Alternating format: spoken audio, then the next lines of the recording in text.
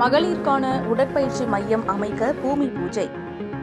கோவை மாநகராட்சி வார்டு எண் 70க்கு உட்பட்ட சின்ன எல்லை சந்தில் பெண்கள் உடற்பயிற்சி மையம் அமைப்பதற்கான பூமி பூஜை மாமன்ற உறுப்பினர் ஷர்மிளா சுரேஷ் நாராயணன் தலைமையில் நடைபெற்றது.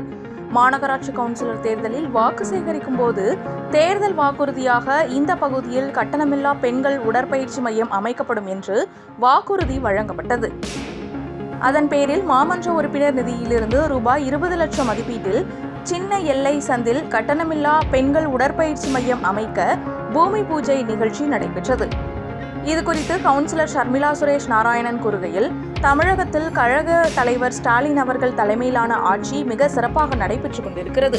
தேர்தல் வாக்குறுதி நிறைவேற்ற நிதியுதவி அளித்த தமிழக முதல்வருக்கும் அமைச்சர்கள் மற்றும் மாநகராட்சி நிர்வாகத்திற்கும் வார்டு சார்பாகவும் எனது சார்பாகவும் நன்றியை தெரிவித்துக் கொள்கிறேன் என்றார்.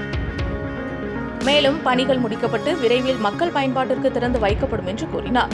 இந்த நிகழ்ச்சியில் உதவி பொறியாளர் சதீஷ்குமார், பாக முகவர் ஹேமந்த்குமார், முருகேசன் ஆகியோர் முன்னிலை வகித்தனர்.